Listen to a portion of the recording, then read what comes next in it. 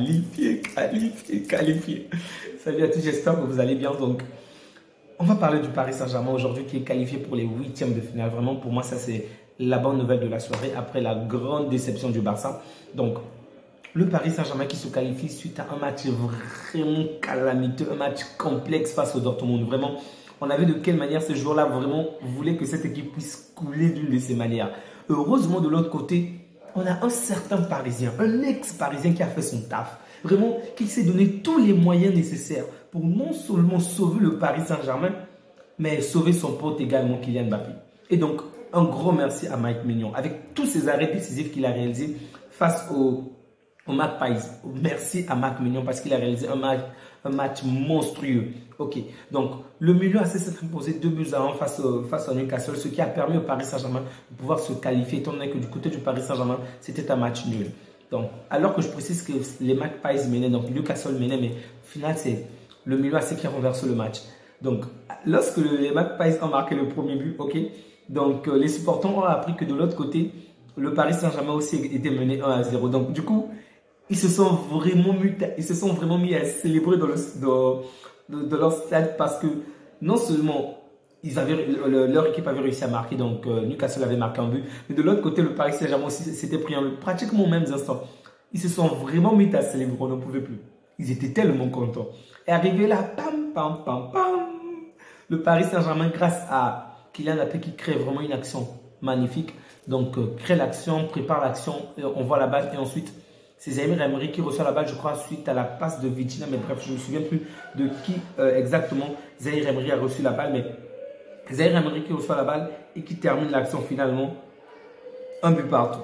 Et donc, de l'autre côté, les supporters sentent déjà la chaleur. Et ce n'est pas le tout, c'est que le milieu est assez grâce à Giroud. Donc là, cette fois-ci, c'est Giroud qui fait la passe à Pulisic.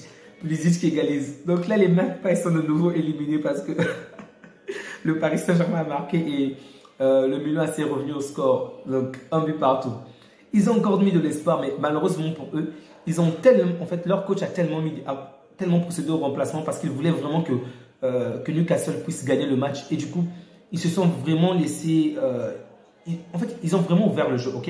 Donc, ils ont commencé à réaliser énormément d'actions. Donc, le Milan en a profité pour réaliser de son côté également des remontées, ce qui va pousser Chicozy à marquer le deuxième but. Donc, Newcastle est battu par le Milan AC 2-1, ce qui est vraiment mérité parce que si vous vous souvenez au match aller, je disais bien que le Milan méritait largement la victoire, mais le Milan avait vraiment manqué de réalisme dans les dernières lignes. Donc ça avait fait un match nul 0-0, sauf erreur de ma part. Mais aujourd'hui, certes, Newcastle a mieux joué, a bien joué, mais le Milan a cessé d'imposer et grâce aux arrêts décisifs de Marc Maignan, le Paris Saint-Germain peut souffler aujourd'hui. Donc, du côté du Paris Saint-Germain, on a assisté vraiment à un bon match. Vraiment un bon match.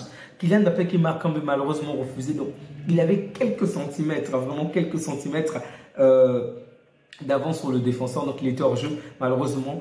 Mais il y a quand même un truc que je n'ai vraiment pas trouvé top aujourd'hui, c'est Kang In Lee. Vraiment... Le match passé, déjà, je ne l'avais pas trouvé top, mais aujourd'hui encore, c'est criant, vraiment, c'est criant. Il a quand même des actions assez bonnes où il ne fait pas la différence, où ses tirs sont tellement catastrophiques, vraiment. J'avais l'impression que le mec avait 3 jambes ou quoi que ce soit.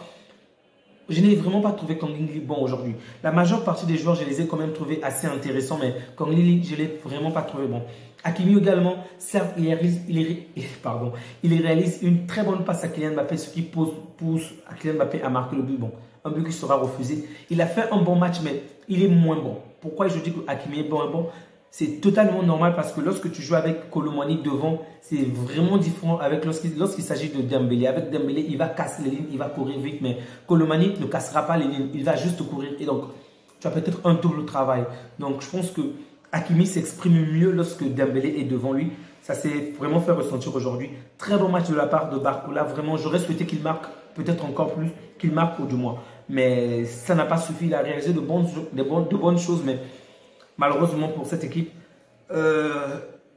offensivement, c'est vraiment dangereux pour le Paris Saint-Germain. Vraiment, je n'arrive pas à comprendre que cette équipe puisse rater autant d'occasions, autant d'opportunités dans la surface adverse, mais un manque de réalisme vraiment énorme.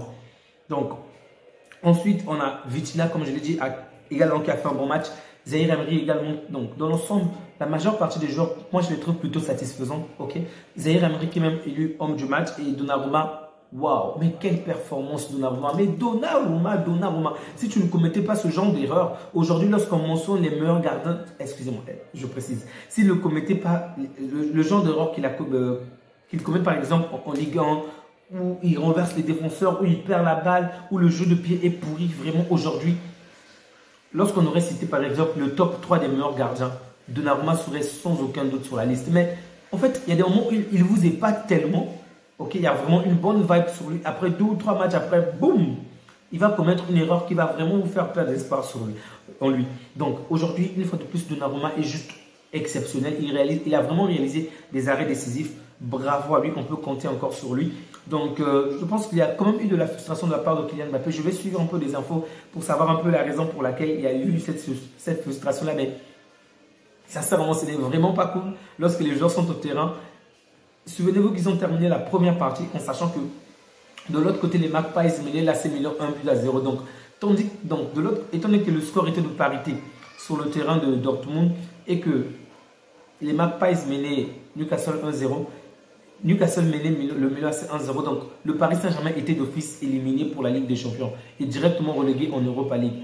Heureusement pour eux, vraiment, heureusement pour eux. De l'autre côté, le Milan a fait le taf et ils ont pu obtenir ce match nul. Vraiment, bravo au Paris Saint-Germain pour cette performance.